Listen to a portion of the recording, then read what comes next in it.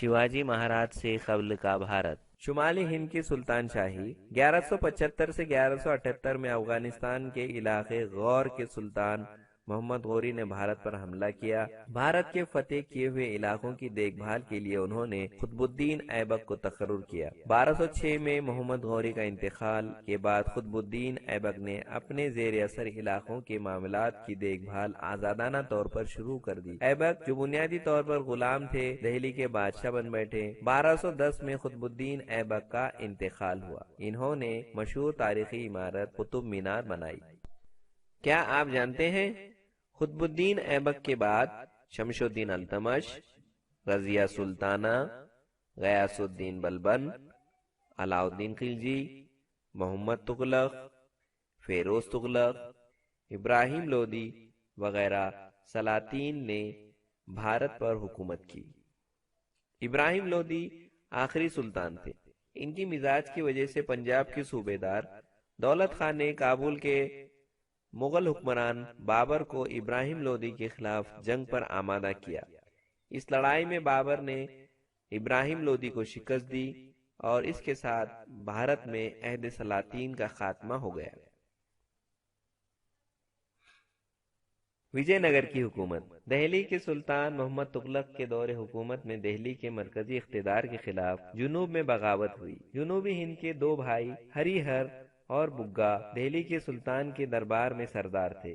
انہوں نے محمد تغلق کے دور میں جنوب میں سیاسی بد نظمی اور کمزوری کا فائدہ اٹھاتے ہوئے 1336 میں وجے نگر کی حکومت قائم کی۔ ہری ہر وجے نگر کے پہلے راجا تھے۔ ہری ہر کے بعد ان کے بھائی بگا راجا بنے۔ بگا نے رامیشورم تک کے علاقے اپنے زیر اقتدار قائم کیے۔ کرشن دیو رائے 1509 میں وجے نگر کے تخت پر بیٹھے۔ انہوں نے وجے واڑہ اور راج مہندری کے علاقے جیت کر اپنی حکومت میں شامل کیے۔ بہامنی سلطنت محمود شاہ کی قیادت میں یکجا ہونے والی سلطانی فوجوں کو انہوں نے شکست دی۔ انہوں نے مشرق سے مغرب تک اپنی حکومت کو پھیلایا۔ مشرق میں کٹک، مغرب میں گوا، شمال میں رائے چور، جنوب میں بحری ہند تک اپنی حکومت کو پھیلایا۔ کرشن دیو رائے کا انتقال 1530 میں ہوا۔ وہ ایک عالم تھے۔ انہوں نے تیلگو زبان میں سیاسی موضوع پر کتاب لکھی۔ وجے نگر میں 1000 رام مندر اور وٹھل مندر کی تعمیر کیے گئے۔ بہامنی سلطنت۔ محمد تغلق کی بالادستی کو ختم کرنے کے لیے جنوبی بھارت کے سرداروں نے بغاوت کی۔ ان سرداروں کے قائد حسن گنگو نے دہلی کی شاہی فوج کو شکست دی۔ 1347 میں نئی حکومت وجود میں آئی۔ اس نئی حکومت کو بہامنی سلطنت کہا جاتا ہے۔ حسن گنگو اس بہامنی سلطنت کے پہلے سلطان تھے۔ انہوں نے کرناٹک کے گلبرگہ کو اپنی راجدھانی بنایا۔ محمود گاواں بہمنی سلطنت کے وزیر اعظم اور بہترین منتظم تھے۔ انہوں نے بہمنی سلطنت کو معاشی طور پر خوشحال بنایا۔ فوجیوں کی جاگیرداری کی بجائے نقد تنخواہ دینے کی ابتدا انہوں نے ہی کی۔ فوج میں نظم و ضبط پیدا کیا۔ زمینوں کے محصولات کے انتظام میں اصلاح کی۔ عربی اور فارسی علوم کے مطالعے کے لیے مدارس قائم کی۔ محمود گاواں کے بعد بہمنی سلطنت کے سرداروں میں گروہ بندی بڑھنے لگی۔ مختلف علاقوں کے افسران خود مختار ہوتے چلے گئے۔ بہمنی سلطنت تقسیم ہوتی چلی گئی۔ یہ سلطان برار کی عماد شاہی، بیدر کی برید شاہی، بیجاپور کی عادل شاہی، احمد نگر کی نظام شاہی اور گولکنڈہ کی قطب شاہی ان 5 ٹکڑوں میں بٹ گئی۔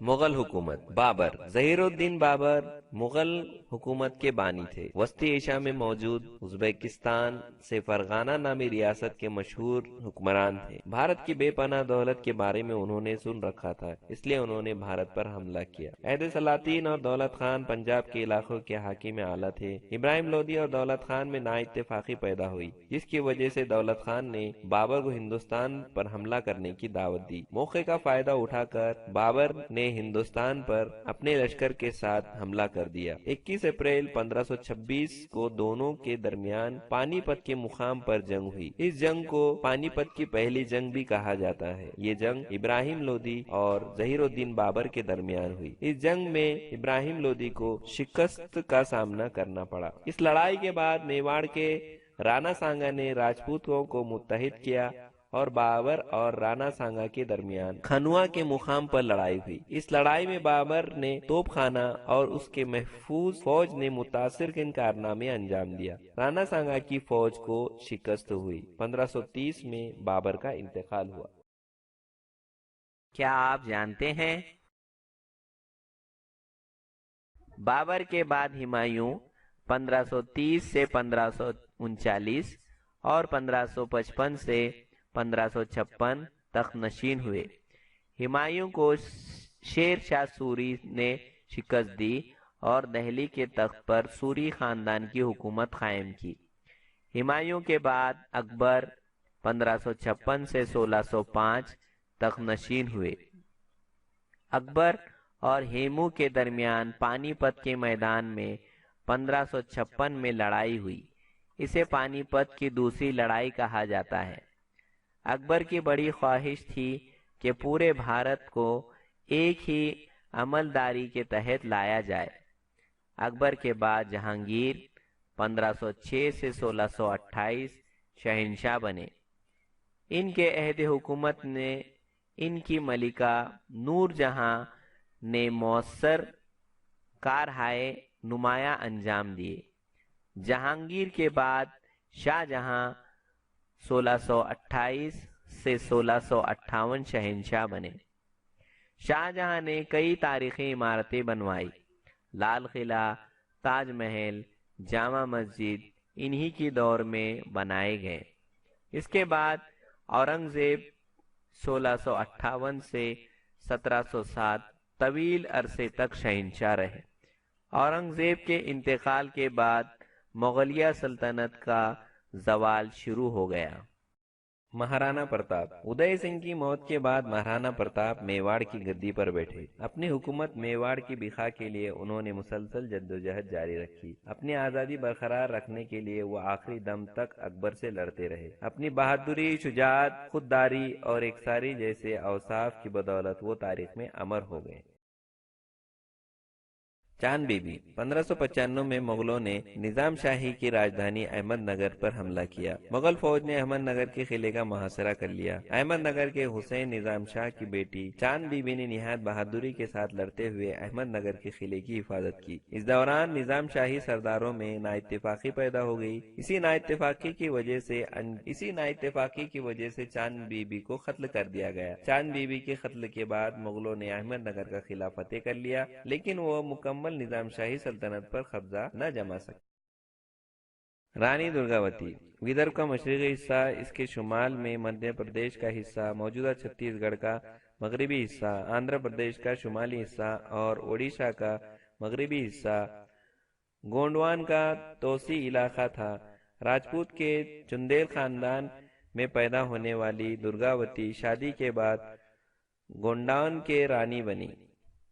انہوں نے عمدہ طریقے سے حکمرانی کی۔ عہد وسطی کے تاریخ میں مغلوں کے خلاف رانی درگاوتی نے جنگ بڑی اہمیت کی حامل ہے۔ اپنے شوہر کی موت کے بعد درگاوتی نے مغلوں سے لڑتے ہوئے اپنی جان دے دی، لیکن ان کی پناہ میں جانا گوارا نہ کیا۔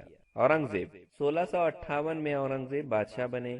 اس وقت مغلیہ حکومت شمال میں کشمیر سے لے کر جنوب میں احمد نگر تک، کابل سے لے کر مشرق میں بنگال تک پھیلی ہوئی تھی۔ اورنگزیب نے اپنے عہدے میں مشرقی جانب سے آسام، جنوب میں بیجاپور کی عادل شاہی، گولکنڈہ کی قطب شاہی کا خاتمہ کر کے ان علاقوں کو اپنی حکومت میں ضم کر لیا۔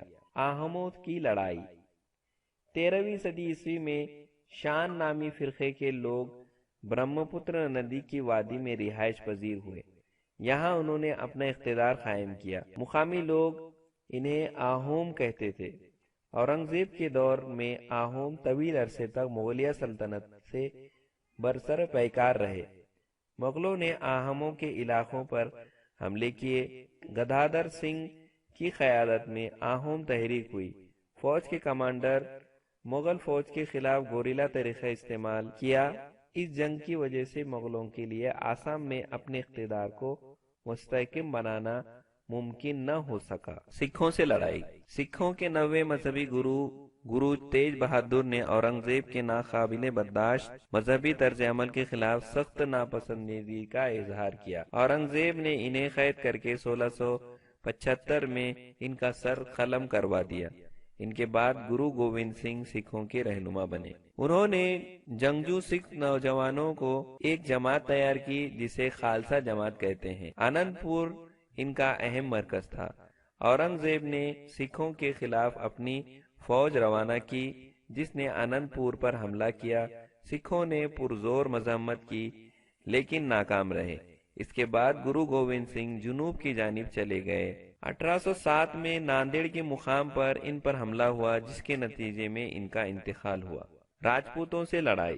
اکبر اپنے دوستانہ رویے کی بنا پر راجپوتوں کا تعاون حاصل کر لیا تھا لیکن اورنگزیب کو راجپوتوں کا تعاون حاصل نہ ہو پایا۔ مارواڑ کے راجہ جسونت سنگھ کی موت کے بعد اورنگزیب نے ان کی ریاست کو اپنی حکومت میں ضم کر لیا۔ درگا داس راٹھوڑ نے راجہ جسونت سنگھ کے کمسن بیٹے اجیت سنگھ کو مارواڑ کی گڈی پر بٹھا دیا۔ درگا داس نے مغلوں کے خلاف جدوجہد کی۔ درگا داس کی مزاحمت کا مقابلہ کرنے کے لیے اورنگزیب نے شہزادہ اکبر کو مارواڑ روانہ کیا۔ شہزادہ اکبر خود راجپوتوں سے مل گیا اور اورنگزیب کے خلاف بغاوت کر دی۔ اس بغاوت میں مہاراشٹر کے مراٹھوں سے بھی مدد لینے کی کوشش کی گئی۔ درگا داس راٹھوڑ نے مغلوں کے خلاف جدوجہد جاری رکھی۔ مراٹھوں سے لڑائی۔